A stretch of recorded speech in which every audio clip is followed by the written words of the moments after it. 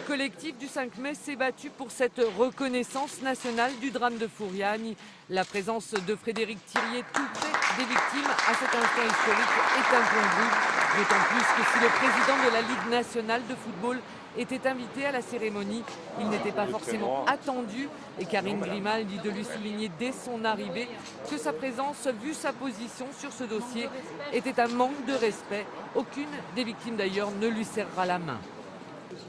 Une attitude qui tranche avec l'ambiance cordiale voulue par le maître d'ouvrage de cette reconnaissance, Thierry Braillard, le secrétaire d'État au sport.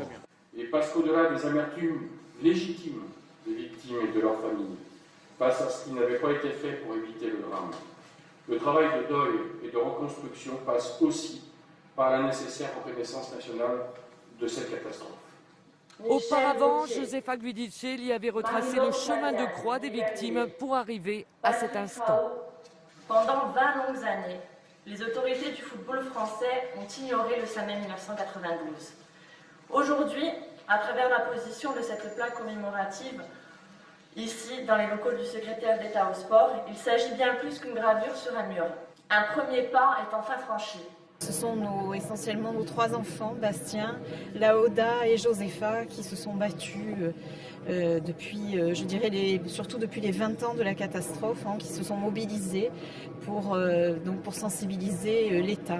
Pour être reconnu, je pense que 24 ans, c'est beaucoup. Mais il vaut mieux tard que jamais.